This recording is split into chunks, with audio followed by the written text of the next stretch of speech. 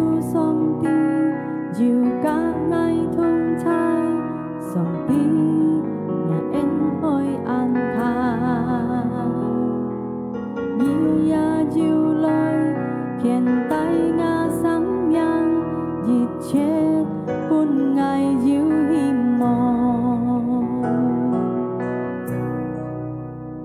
愛有要掉見不熱烈，也係因為要上帝介愛，愛有係掉見不熱烈，因為要上帝祝福愛你，感謝你主耶穌，以耶穌係安好，別別對愛要係安好，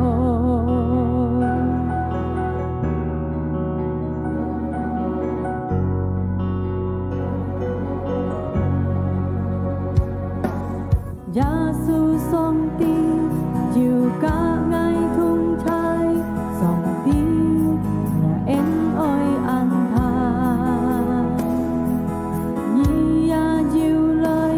偏帶我心樣熱切本愛要希望，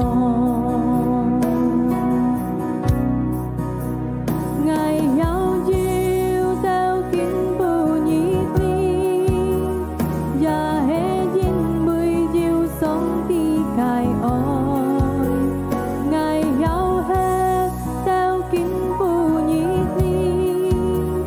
因為要上帝祝福愛你，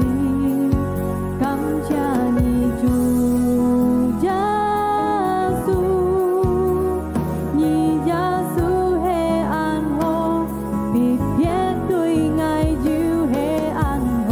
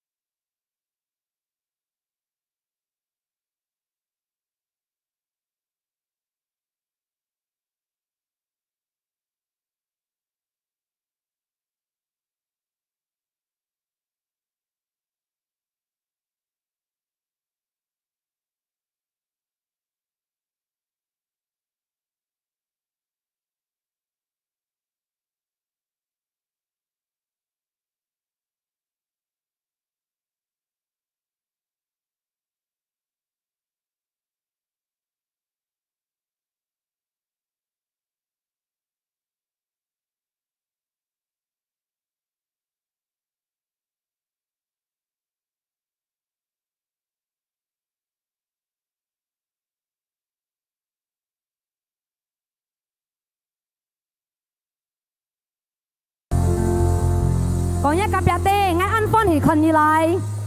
啊，分安轉來，我อยู่กับ安歡喜คนนี้來啊，主耶穌謝你講嘅。哈利路亞！我相信見當照自家兄弟姊妹，又來到你公眾上帝嘅恩典，阿門。所以見當照那自家係準備，自家要個渴慕嘅心，自家要係信心來到主嘅面前，自家帶自家感恩嘅心來到主嘅面前，阿門。哈利路亞！啊，破小家姐靚，哈利路亞！自家鬆小企起來。啊，親愛嘅天父，在耶穌基督名感謝你，見當照係按寶貴嘅時間，我都是兄弟姊妹，由車來到一個面前，我都會聽，我都會笑，打開我都會求，我都會敬拜，我都會讚美，感謝一個恩典，感謝一個天地，我都是上，我都是地，我都是要見半日，隆重上帝嘅恩典本我都是，所以見當照啦，我都是嘅思想啦，去將超主耶穌嘅戲，我都是嚟讚美主，我都是嚟敬拜主，因為上帝釋歡何對我都是。上帝冇變喺我都啥，我都是相信，就是我都是一條心來到一個面前，我都是打開我都嘅心，我都謙卑嘅心來到一個面前，我都是嚟求主耶穌，不偏愛得到支持，冇路嘅上帝開路，我相信先家發生，太方門發生，在耶穌基督嘅名，即刻準備好，即刻切切嚟講，阿門，破小主耶穌上帝。大家次次嚟講，哈利路亞，哈利路亞，呢個嚟。感恩對，這個對耶穌上帝，阿門。熱切感恩送本這個耶穌上帝。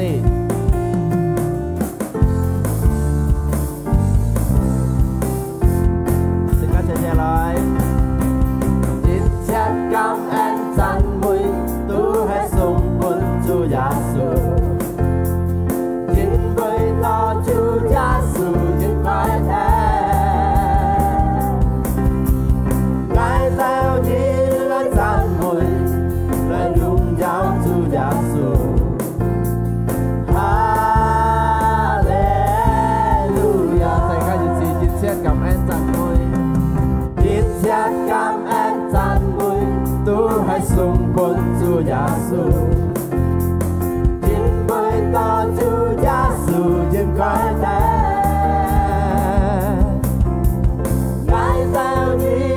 讚美，來榮耀主耶穌，哈利路亞！而家聽聽笑咧，用下嚟做笑殺。讚美主，哈利路亞！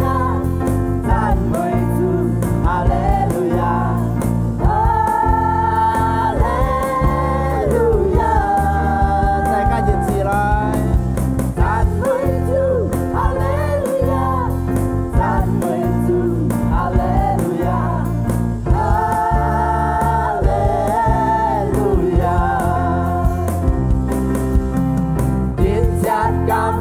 讚美都係送本主耶穌，因為他主耶穌真快樂，來到你來讚美，來榮耀主耶穌，哈利路亞！熱切感恩讚美，熱切感恩讚美。都係送本主耶穌，因為他主耶穌真快樂，來到你來讚美，來榮耀主耶穌，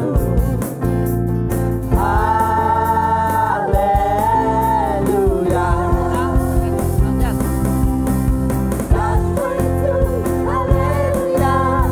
讚美。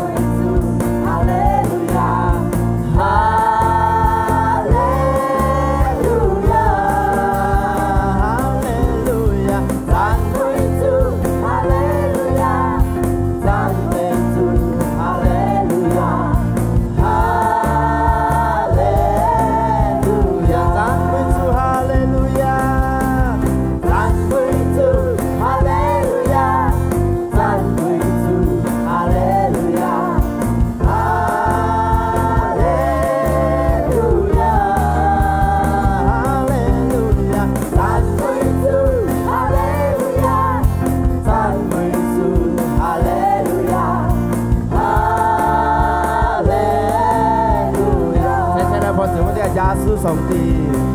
讚美主，哈利路亞，讚美主，哈利路亞。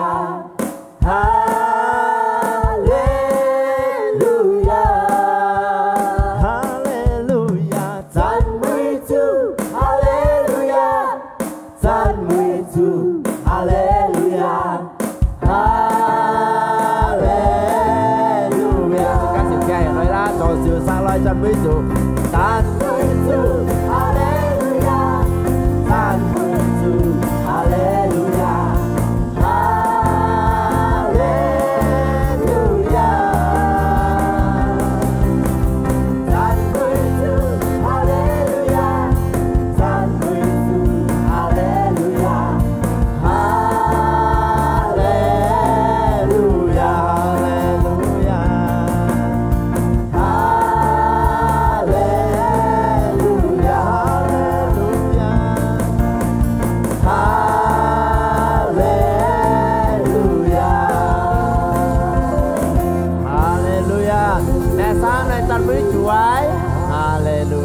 Saya kasih sự cái gia sư song ti, Hà Nhung hiện như thiên thông khách 10 triệu ăn lăng, theo vụ muốn chơi gia sư song ti mà, lời saya kasih saya theo vụ cái gia sư song ti, chim bò xin lên vô cầu mắt chỉ cần theo sa, amen. Xin lên xoay ngã sim đi, là ở lên theo vụ để sống một chỗ gia sư, xin lên xoay ngã sim đi, là ở lên theo vụ để rồi ta xíu.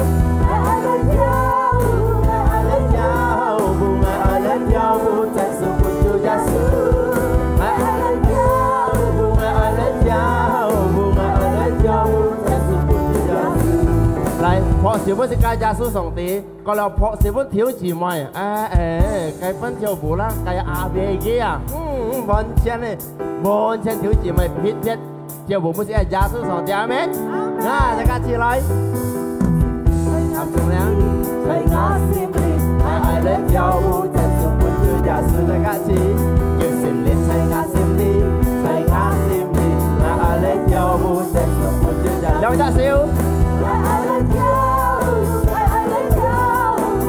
lên nhau chân xuống một chữ giả sử ai lên nhau chân xuống một chữ giả sử yêu xin lên thầy ngã sim đi ai lên nhau chân xuống một chữ giả sử yêu xin lên thầy ngã sim đi ai lên nhau chân xuống một chữ giả sử xin cố làm cha ai lên nhau chân xuống một chữ giả sử ai lên nhau chân xuống một chữ giả sử ai lên nhau chân xuống một chữ giả sử ai lên nhau chân xuống một chữ giả sử ai lên nhau chân xuống một chữ giả sử ai lên nhau chân xuống một chữ giả sử ai lên nhau chân xuống một chữ giả sử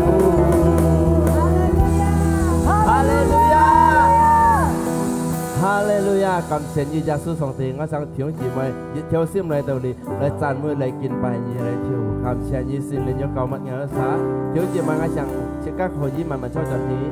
Hallelujah song thiếu là cả tất cả trong trái Hallelujah các xin gia sư song tiền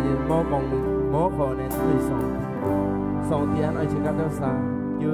lời thì cả tất cả chúng trái cho diệt hà cảm ơn như một khó nên tôi chỉ nhìn thiếu xin chỉ còn song ti thang một chiều một khó nên tôi chỉ nghĩ song ti chỉ xin ai song xin các ai lời hy vọng cha su song ti một chiều một khó nên tôi chỉ nghĩ một chiều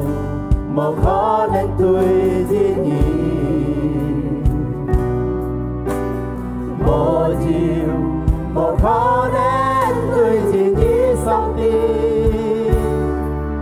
chỉ xin ai song xin các ai lời hy vọng cha su song tin một chiều một khó nên tôi chỉ Ngài an song xin nhà cái ơi bồi vui phù Ngài an song xin nhà nên linh bồi chỉ hô Ngài an song xin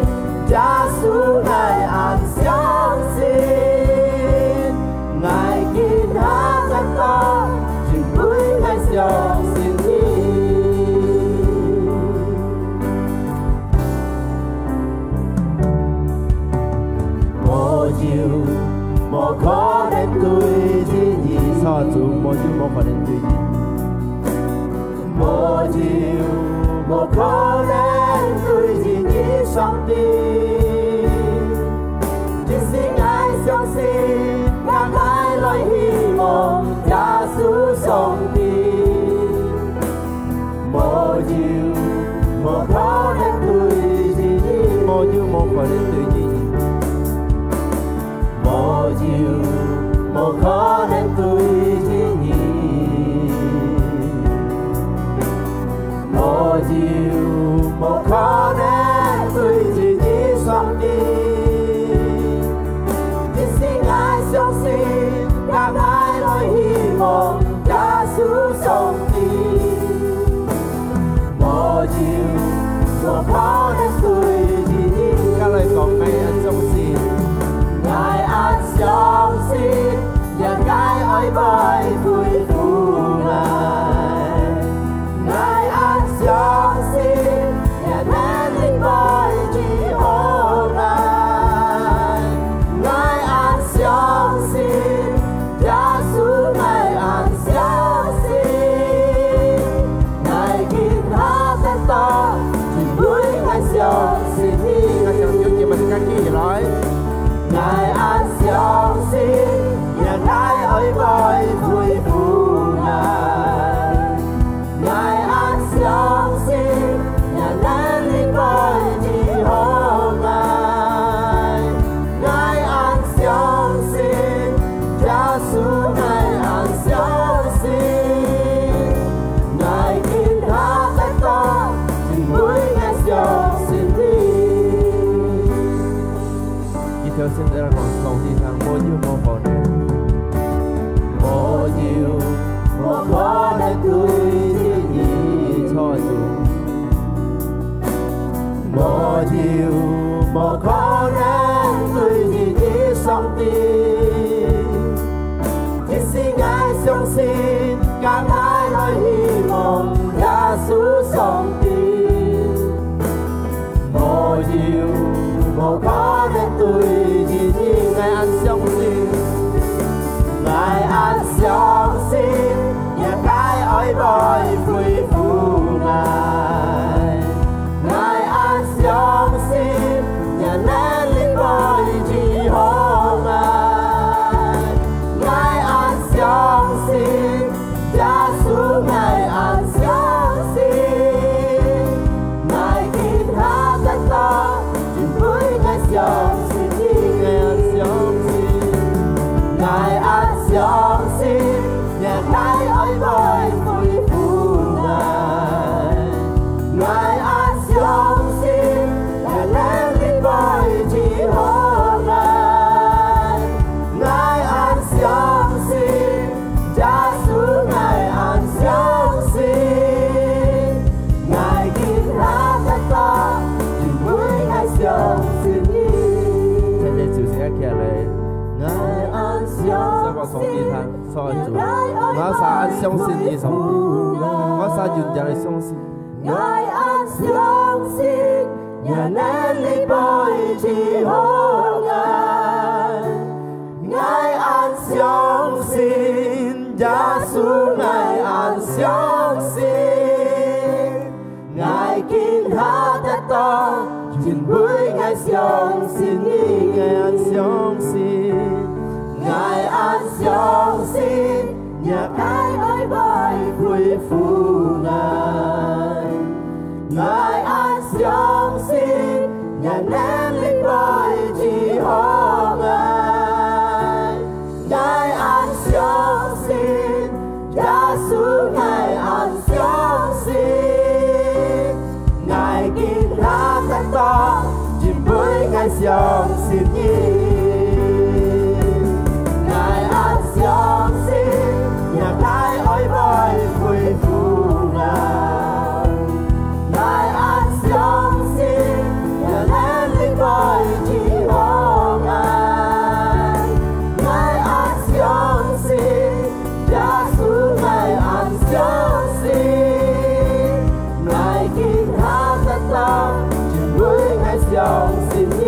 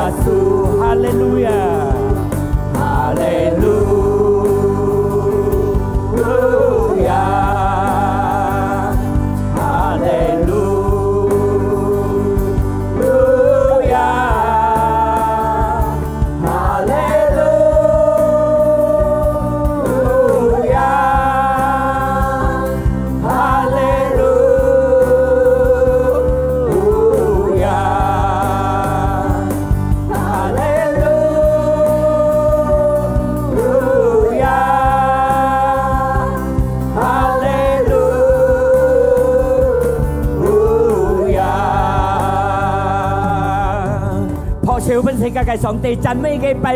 เกจันไม่เกฮาเลลูยาฮาเลลูยาฮาเลลูยา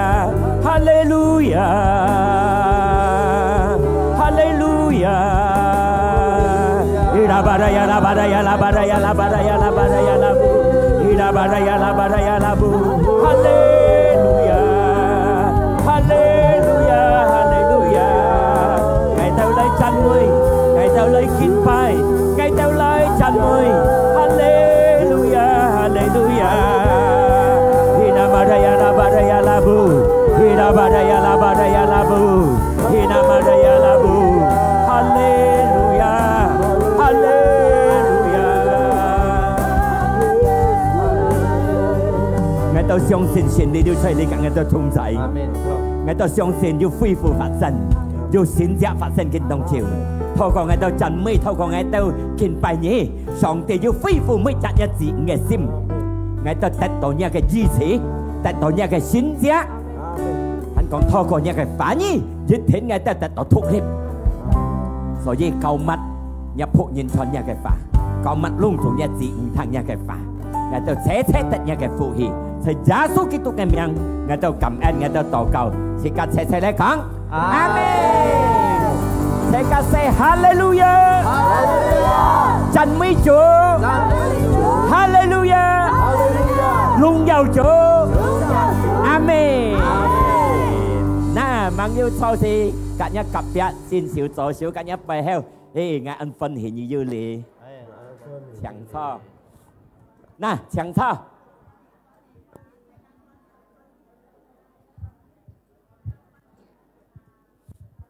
nè bình an nè ăn phân hiện như lời chặt phải liễu kiến hạ như lời cả hương thì chỉ mày xem kiện miễn ăn phân hỉ ngày tin như tao bị xím chéo mà ngày giờ chỉ tao bị xím chéo ăn kiểu mua không là như tao vậy chặt lý phải chỉ là ăn kiểu ha mà ná như tao bị xím chéo nha mụ xí mà một xím chéo ăn to mụ xí đa suy xuống dầu ở xím chéo nhà cái sòng tỉ amen xím chung này ở dưới xím chéo thì cái chủ gia sư amen dịch hạ xím chéo cái này講sòng tỉ tí thì cái xím chung xím chéo cái cái xímอยู่hot mù cái所以cái祝福cái bình an 健康快樂 amen hallelujah 嗱冇次到時呢是10月1日到hết上下班班了啊係咪呢時間嘅水一到係多了啊係咪呢時間嘅水一到係多了吧所以kinh日nhất cái những cái thọ căn còn đó ở trong thì cái xin sim mà nó thì cái xin sim Kitô chứ là cái xin sim cái trung sim cái còn đó biểu示咧講Kitô先係cái xin sim係cái重點嘅xin sim就係Kitô所以係cái xin sim係rất嚟係rất強rất嚟係rất buồn amen còn là cái別啲xin sim唔滿呀唔滿退步amen nah tamay na yung budget niyan tong chulia tao xong rồi chặt lăng nhất tăng tao xong rồi chặt nhất câu xin tàn mà nah ngay tin nha yung thì chỉ mày xin tàn coi tèo yêu phân thì khai đó mà thằng rồi xin tàn tèo toàn nhận yêu nè em ơi xin tàn tèo thì cả yêu chặt mốt em ơi yêu phân thì yêu khai đó yêu chặt mấy chủ chuẩn bị trăng mắng yung thì chỉ mày chuẩn bị trăng sổ gì thì cả ở trong thì cả cái xin thị phơi nhục mổ xin ăn to thiêm mổ xin ăn to ta mấy ná cả xin đều thì cả tao xong đồ piang phơi nhục tao thì cả căn mô họ lại tham gia em ơi còn nhà cặp gia ti ở trong kẹn khong chú đều kẹn khong ở trong thì cả xin sim nhà ở trong em ơi nà chính vì đó Kitô thì cả cái trung sim cái xin sim em ơi Kitô hay thì các cái xin giống cái trung sim xin giống cái còn thọ thì các cái xin sim nhá cái phép dùng pháp giá còn xin giống nhá ngay còn Kitô chưa thì các cái xin sim cái trung sim cái này tụ có phiên giống cái pháp có hồ thằng á sai Luca phụ Jim 18thì bắt giết anh nhân còn đó hay còn cái còn anak manusia dia thay si theo tôi còn Giêsu dia hay còn Giêsu nói khi yêu tết tổ xin sim mà chơi đi xe kiến thì hiểu lý hay còn Giêsu nói xe kiến đi yêu xin sim cái tết tổ mà buổi tết á còn nhà cặp biệt đi tết tổ chết cay ở yêu xin sim Giêsu nói yêu xin sim mà đi xe kiến này thì càng ti Giêsu cái yang gì nói 但係熱天切家先氣，阿們。當切家熱氣嚟講，切家信心很準嗎？很強嗎？嗱，每一個別嘅信心夠強嗎？所以嚟講，嘛嘅問題嚟到切家嘅生活中，切家嘅信心唔滿足，信心係扎穩，係扎強嘅，因為到主耶穌講，我嚟世間之時，撇下切家去耶穌嘅，佢就得到信心嗎？表示呢個信心十分重要，係咪呢？尼底摩ธี4ที่7節一樣人講到呢，保羅講嘅咩？保羅講嘅咩？我已經結束呢個對戰，係咪對戰啊？而家隆重啲世界你喺度出呢個對戰場樣，呢個戰爭樣係咪啊？向下先創，而家係對付咪東西，係講啲家鄉個後生，要係對付社會呢啲計係咪啊？做生意，做工，乜嘅係對付，乜講要應講啲家，要係對付，要係各樣之家係有戰爭樣。如果大人先傳福音了緊了對戰爭樣係咪啊？即刻咁講，要唔咁講，咁咪有戰爭樣啊？傳乜嘢啲要唔咁傳，咁咪有戰爭樣，對啊？用第四咪？對緊，樣即刻係對付，向下先創，即刻掹滿倉度熱下向，抹在水隔下嚟，掹係禱告，先講到上係禱告，特別冇做實係分水，咁咪有戰爭樣，要水落去，水個跳，禱告冇禱到，我啲小晒要經驗呀，晒銀樣。是上銀樣，係咪啦？咩叫戰爭樣？嗱，但係呢個保羅講，我已經對戰一戰爭10分行嘅對待樣。我已經到個咩嘢時候？人家別衰走，必須衰走，係咪人走到個最尾嘅時候嘅啲佢樣佢得先，切家走到出尾，要撞到。memelihara iman嘅 iman 冇啲嚟噶，要撞到信心嚟講，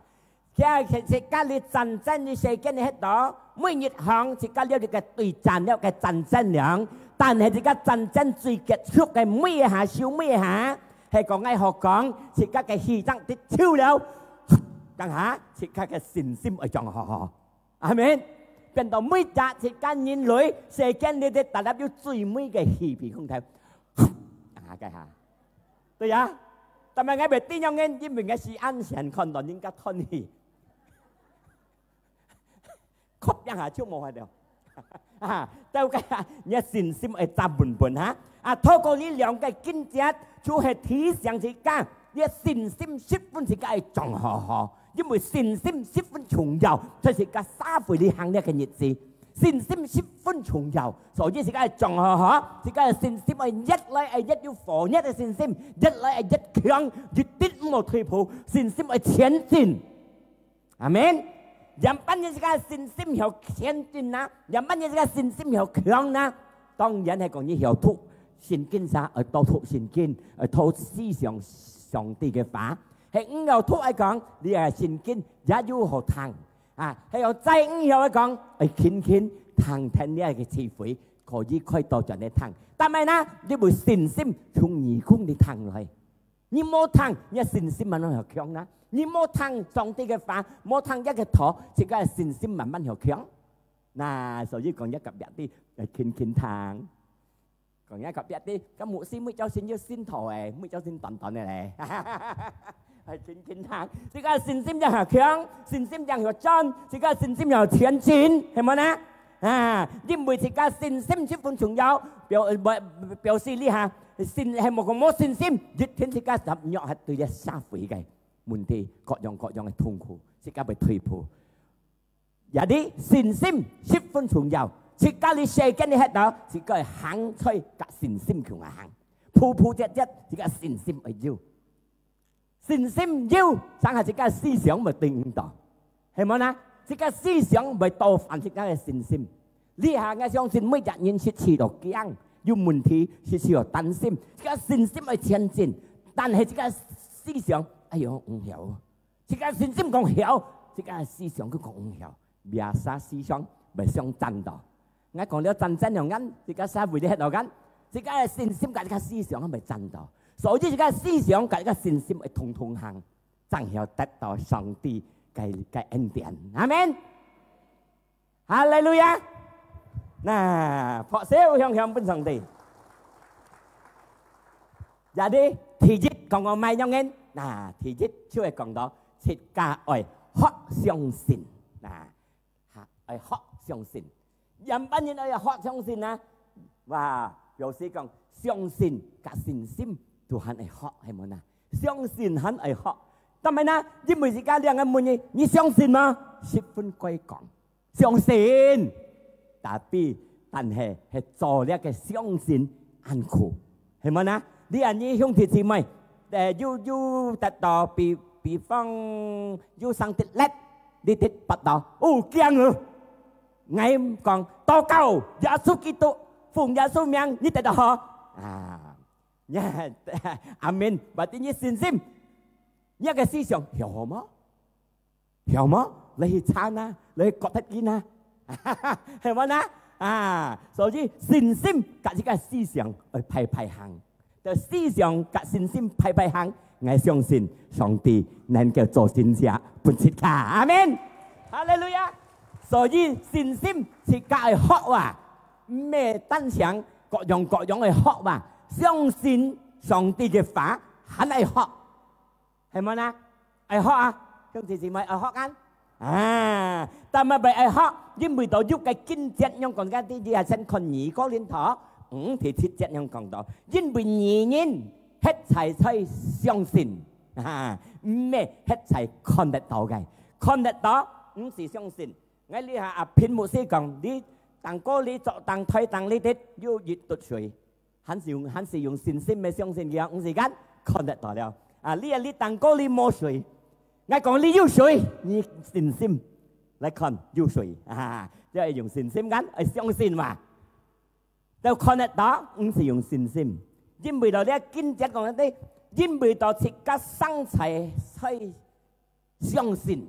自家生去相信。生在信心裏面，咩生在所以看得到嘅，兩種看得到嘅都潛死嘅，兩種看唔到嘅原人嘅，阿門，哈利路亞。嗱，繼續嘅經節喺約翰福音11อัน樣人講到，當耶穌聽到一個消息，按到拉撒路不平。拉撒路不平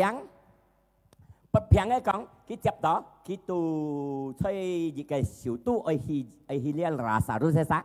耶穌聽到佢不平，耶穌安錫佢，因為要兩日姊妹咧佢安錫。耶穌講嘅門徒啲，切家並萬家兩日去，並萬家兩日去，了嗌何講準時猛去，並萬家兩日去嘅經節有人講到。但係呢，因為到耶穌講啊，所以你啲經節講啊，但係感恩何睇我冇一樣，但係哪樣啊？為了你都啥可以學相信，但係咁樣講，因為到呢個拉撒路不平，耶穌準時兩日病萬冇去，結果呢拉撒路死脫。嗱，耶穌講嘅門徒啲。병萬兩日自己係劈騰，猛危險。嗱，然後佢講為了乜嘅？感謝，但係感謝感恩樣，何彩嘅時期嘅冇去接不了消息咧嚇。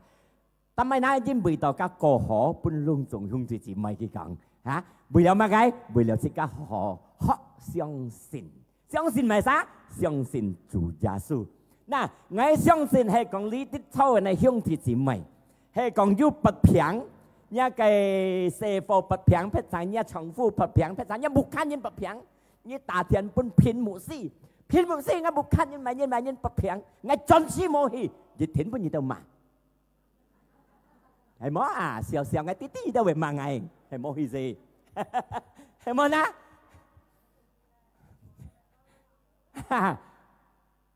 結果間事態冇去，唔罵死，唔俾佢人死。打得定人，所以你都靠天嘅唔敢冇去，最冇嘅天法你哋人生禱告。但係耶穌講，何在我冇去嘅時期，為了本意都學相信， berarti là còn相信耶穌嘅法，相信耶穌嘅法呢，肯去學啊，係咪啊？啊，所以上下自家對陣，自家嘅信心，大家嘅思想，哈相震到。信心係信佢要做，上帝嘅法要做，自家嘅思想有冇好，可能冇好啊，所以我學相信上帝嘅法要做，阿們。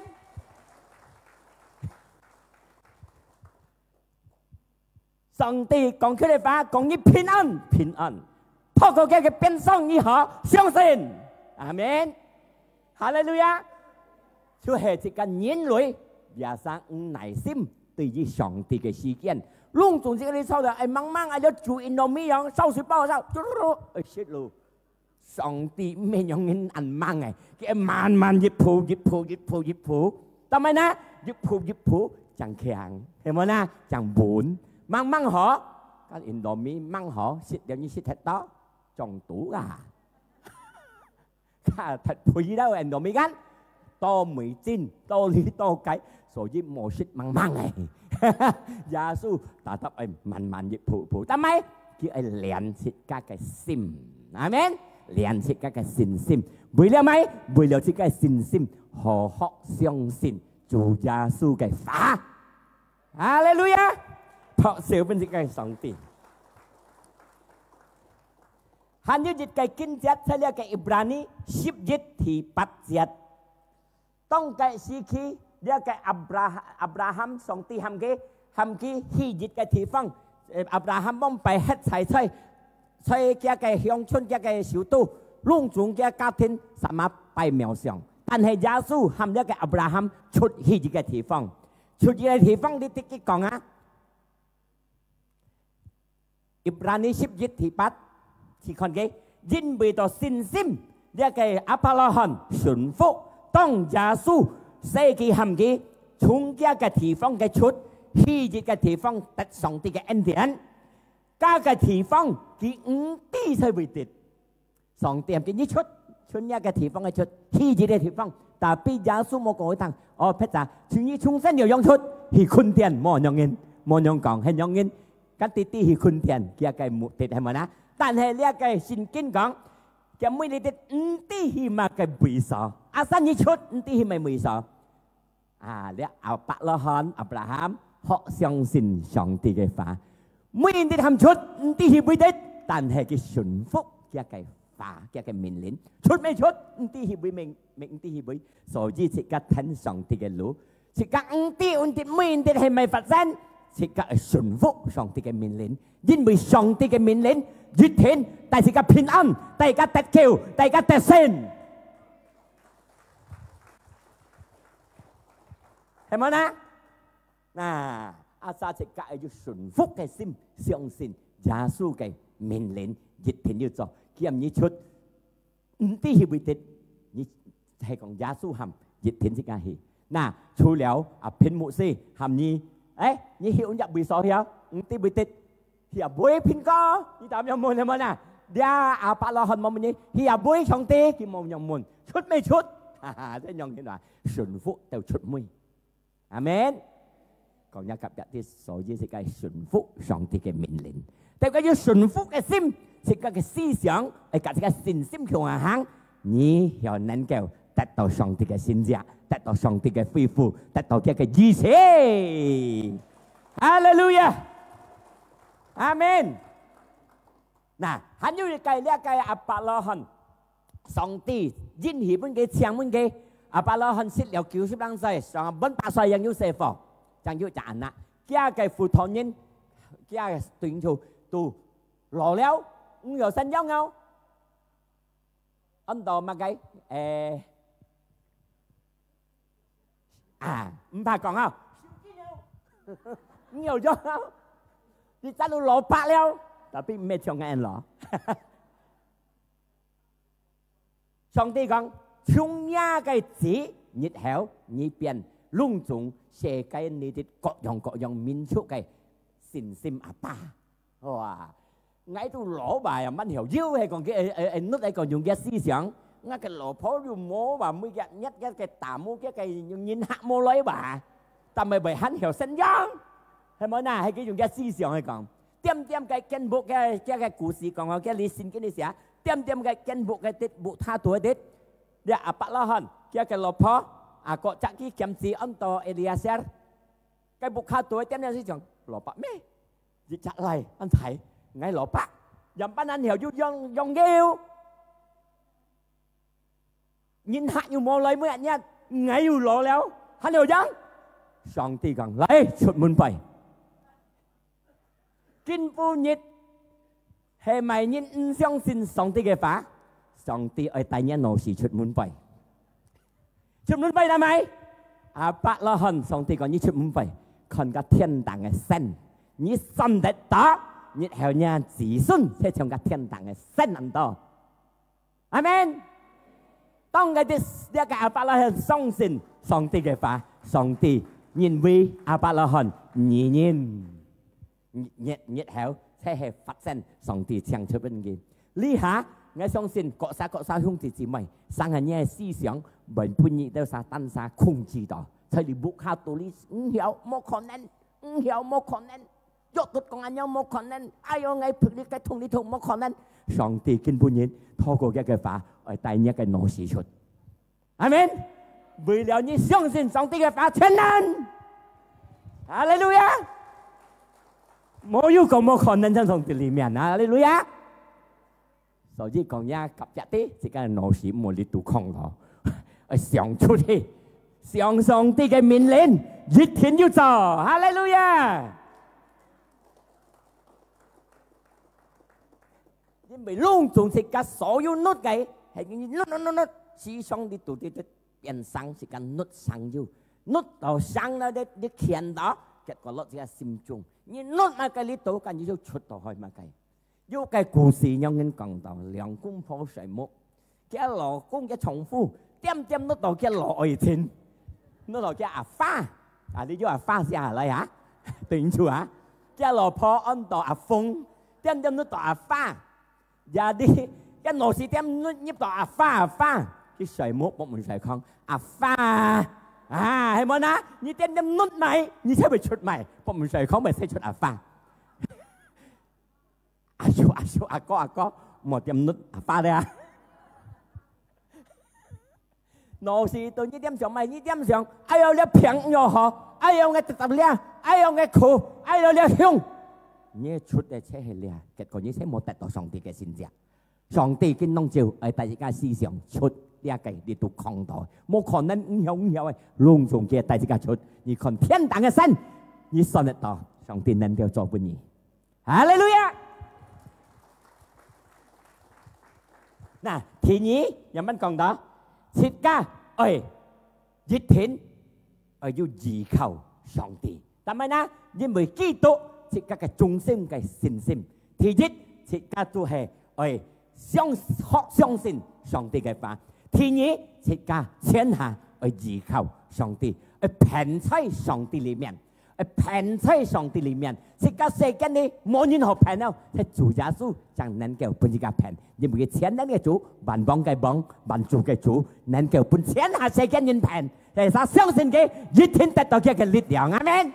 哈利路亞。嗱，呢個簽人書3篇5節按樣人講到，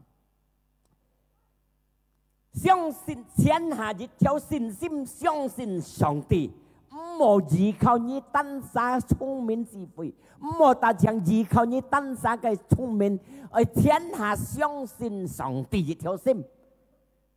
睇先我講世界你世界你喺度有真正用緊，一條一心中都生下而相信上帝。鬧事就嗰個地震曉麼？係麼呢？思想緊，嗱，所以食家要聰明智慧，本時間律上帝講唔好用於單殺嘅難，唔好用於單殺假為強，天下而依靠超上帝嘅，阿們，哈利路亞。係講食家依靠單殺嘅難，依靠單殺嘅律。依靠單殺上來嘅思想咪大家驚，大家擔心，大家失敗，大家得唔到得勝嘅路，係咪呢？係個天下依靠上帝嘅係上帝自己嘅撇山偏超嘅氣，依靠超嘅氣，聖經講佢本是個新嘅力量，本個新嘅戰線嚟行呢個世間，嚟行呢個痛苦，帶世界嘅得勝，帶世界嘅平安。哈利路亞！嗱，因為到這個頻道，天然嘅主，冇限制嘅主，這個單殺嘅聰明，單殺嘅強，有限制。上帝冇限制，天然嘅主，將能夠本世界得到自豪嘅。哈利路亞！以賽亞書40:30節、29節，耶賽亞40:29節，咁樣講到，佢上帝本世界力量。增加本世界新嘅戰線，嗱，所以世界出係憑超上帝嘅氣，依靠超上帝嘅氣，上帝本個新嘅力量，新嘅戰線，世界單殺嘅力量，單殺嘅戰線有限制，未失敗，但係世界依靠上帝嘅冇失敗，冇限制，一天要得勝嘅路。哈利路亞！每一甲一，思想你依靠係啥？嗱，講一夾一啲冇教會依靠單殺嘅啲啊，哈利路亞！嗱，過了人後，第30節，後生人喝藥，後生人為踢對打，思想為失敗嘅意思。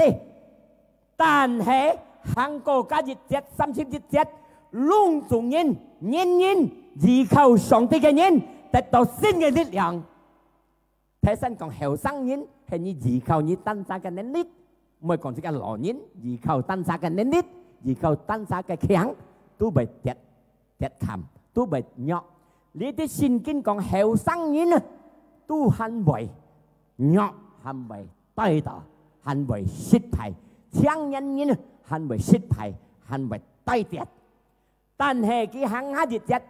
但係人依靠上帝嘅人，得到新嘅力量。像一個雕飛上蛋糕，用一強嘅力、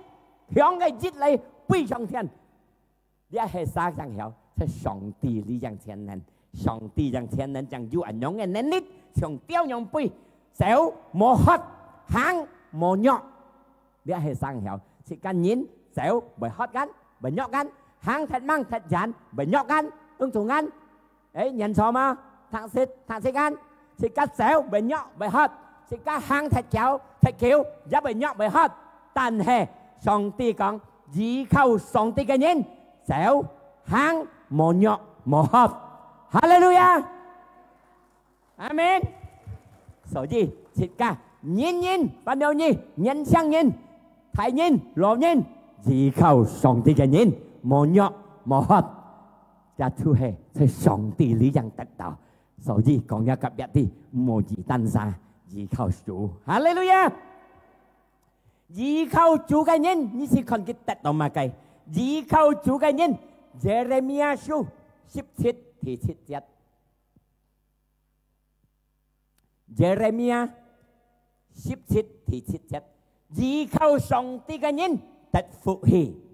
一個盼望並且上帝嘅人得上帝嘅福氣，阿門。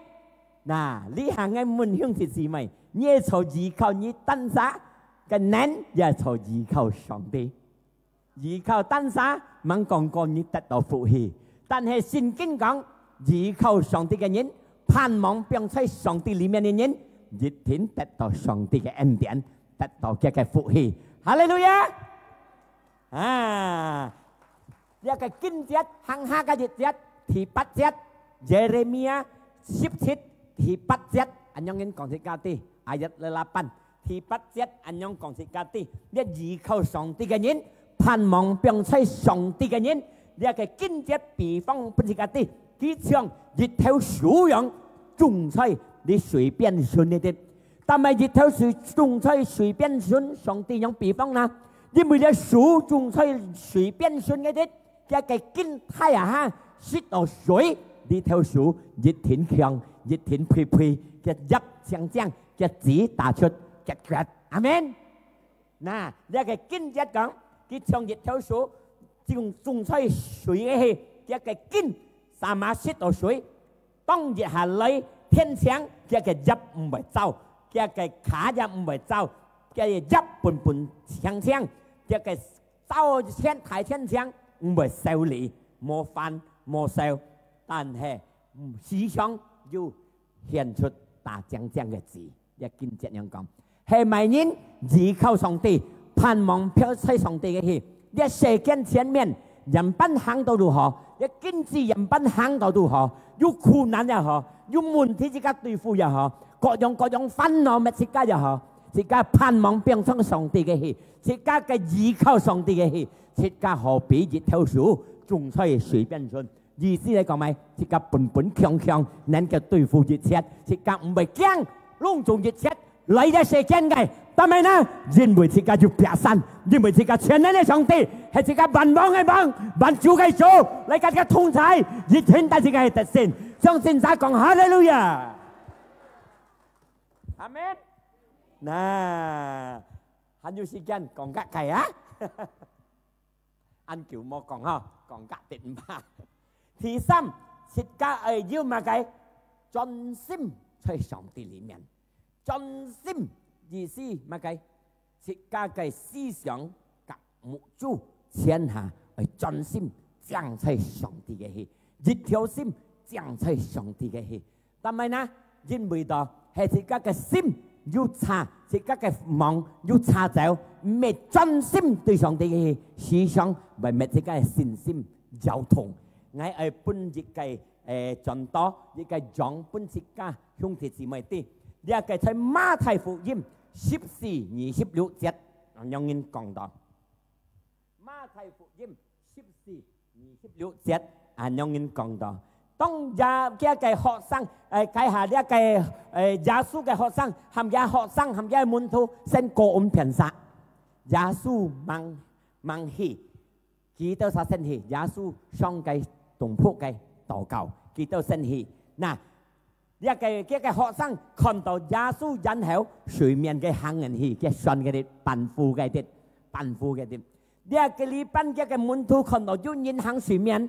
我相信唔係講嘅假，唔係講嘅門徒嘅學生，切家大答為，咦鬼啊！一個門徒，一個學生信道嘅看到耶穌水面嘅行，佢就說鬼啊！但係耶穌講唔好驚，矮啊叫，思想設家咩背係咪啊？係啥背驚鬼？唔係嚇，啱啱日大公司生一個，我半夜8,000，半夜2點，把先一變到落廚行，落廚行呢度立驚啊！Jadi dia ke muntu kondo Yesus hang simen kita hat do sama se kuyang ha Yesus講唔好驚Yesus講嘅啲咧葉切節樣講Yesus講一嗌唔好驚嗱啲28節一個彼得อัน樣嘅彼得字mang嘅嗱係講นี้ทำไง行出前面嘅樣Yesus講來啊berarti kan 要上帝嘅發出要上帝嘅反應一彼得講係講呢耶穌係咪顯一嘅行前面一個反應歸堂耶穌講來啊一要反應出係上帝嘅反應一定要做一彼得就你信道你揭文出行前面因為點解呢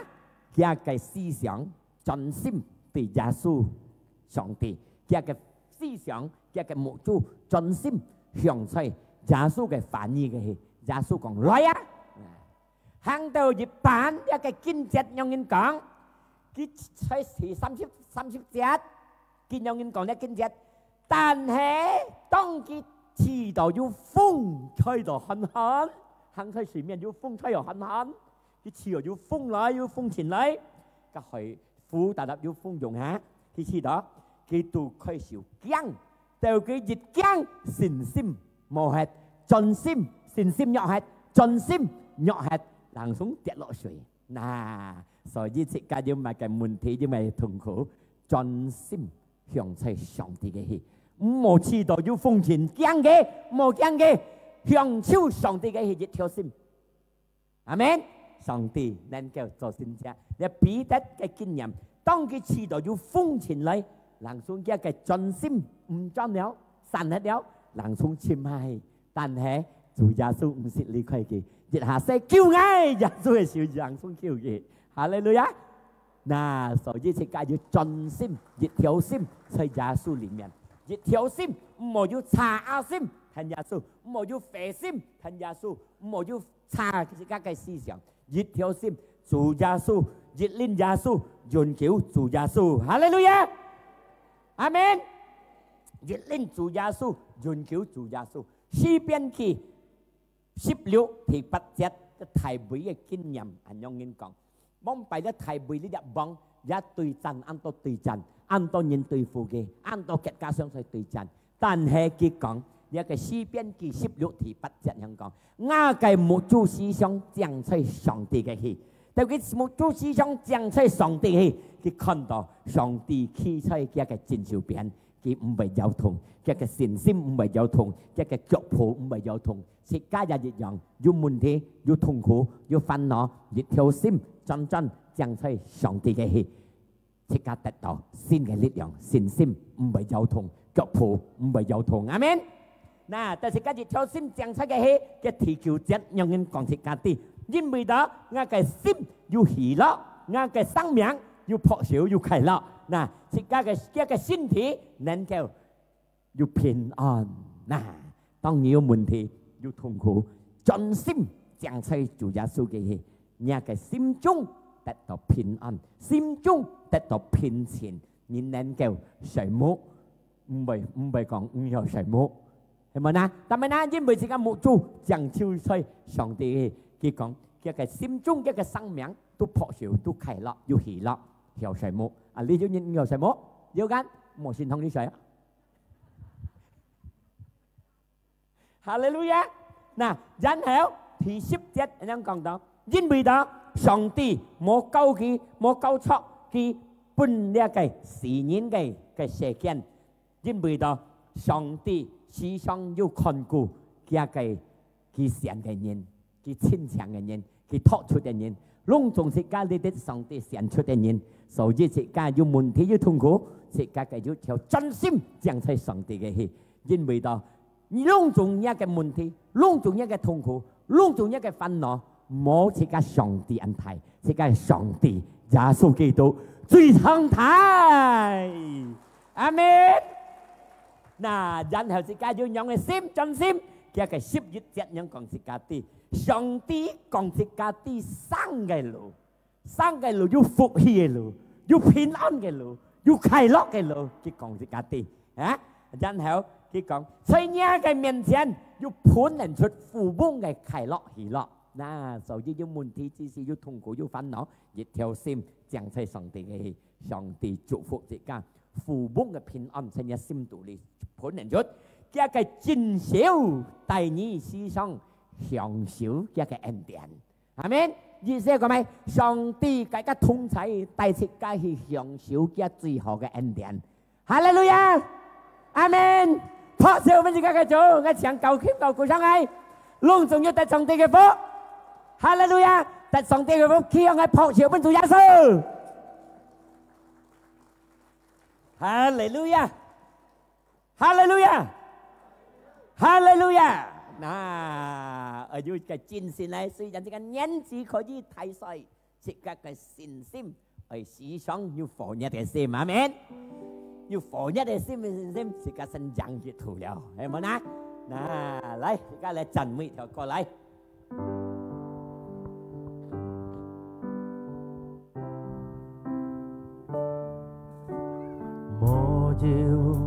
冇可能對治你，冇可能對治你上帝，只是愛相信，讓愛來希望耶穌上帝，冇可能對治你。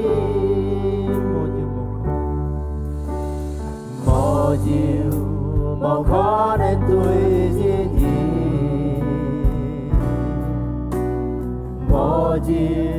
冇可能對治你上帝，一是是爱相信，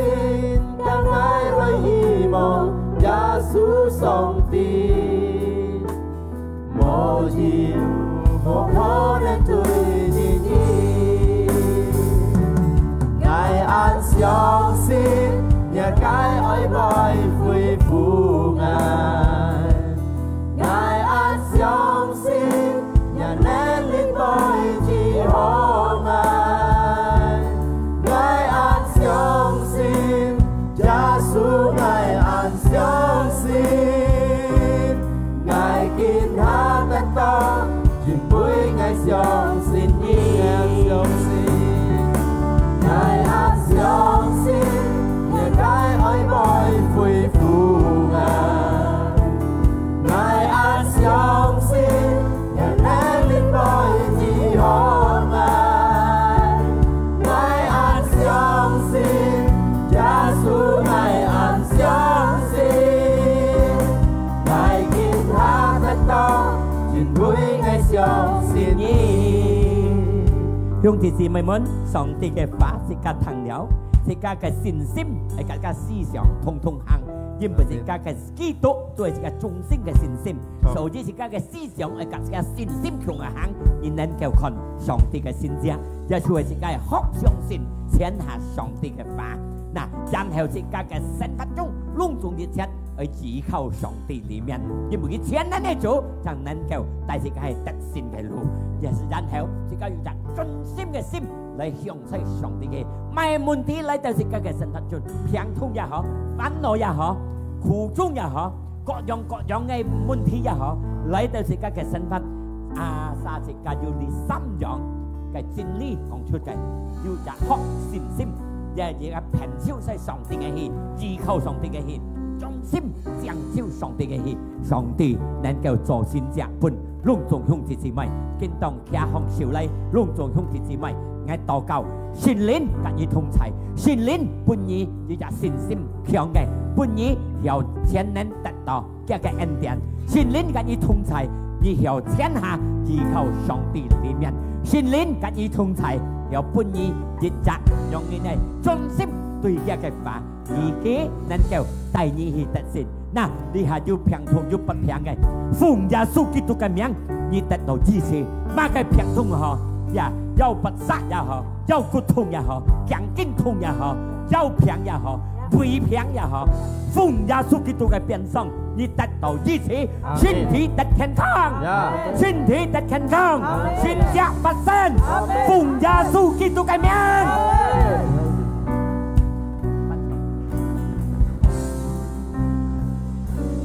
愛安相信，也該愛來恢復愛。對呀，主，我就相信。愛安相信，也能力來治好愛。愛安相信，耶穌愛安相信，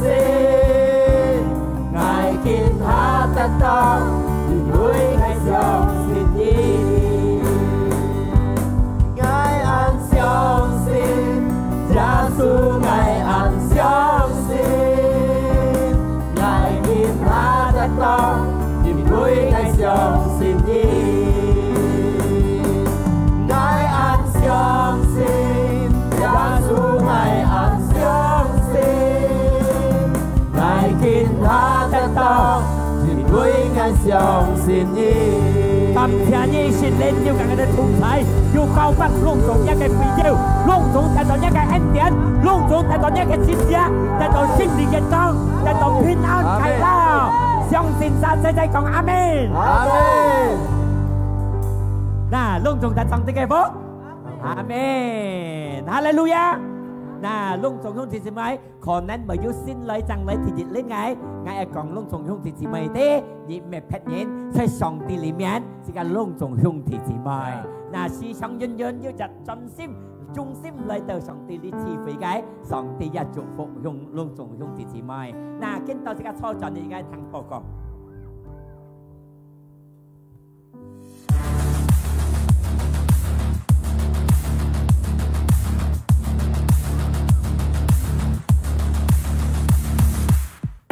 ก邊下時間設計來搬奉獻，弟兄姊妹奉獻業來善風道氣，神會指示弟兄姊妹奉獻業盡相道氣，在背每屆。客家聚會每日拜六4點，將人少年聚會每日拜六6點半暗頭。設計善堂要兩年聚會禮拜日。第一堂9點，第二堂6點暗頭。上帝祝福睇切家。感謝主，我相信隆重切家在身落實人要呢個善風，切家可以準備唱切家奉獻，個了要各樣嘅奉獻，為喺佢哋要嘅善風我講，要善誕嘅善風，要各樣嘅要祝福呢個ไม่ปาก嘅善風。ลูกจงอยู่กันไปเท่าไงสิกาอยากขอยิ่งแก่ไม่จุนพีอะนาคิดต่อสิกาเคี่ยวสิกาเคี่ยวเสียสิกาเลยต่อกับจูกำเทียนยังไงเอ็นเตียนกำเทียนยังไงฟุฮีจูยาสูอันหอเสียงไงเต้า10ปีไงเต้ากินต่อไงเต้าฟุงไงเต้าแต่ไงเต้าฟุงเฮียนไหนนี่มึงไงเต้ากำเอ็น2ทียังไงฟุงเฮียนใช้ยาสูกินตุกเมียงชินเสียงเลย做主嘅工作ใช่ดีกำเทียนนี่จูยาสูน่าคิดต่อสิกาเลยแกะเชี่ยวยังไงชีวิตงายเดียวสันมุ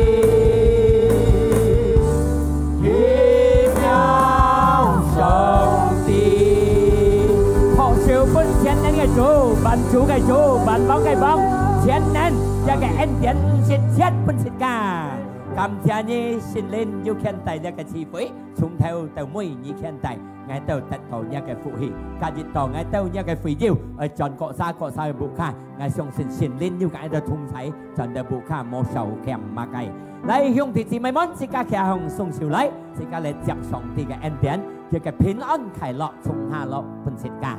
chủ giáo su sẽ xin ca cái hiện xuất cái sĩ phụ phật bởi đó mấy trạng nhân dòng xin kỳ sa tận tổ dũng nhận cái sang miệng xin lên xin ly khơi của xin ca sĩ sống cái thùng sải tại xin ca hít tận xin cái lũ sẽ thiên phu xin chỉ xin lên cái miệng giáo su Kitô cái miệng xin ca tỏ cao xin ca sẽ thấy lại càng amen song thì chúc phúc thầy ca na lia có đi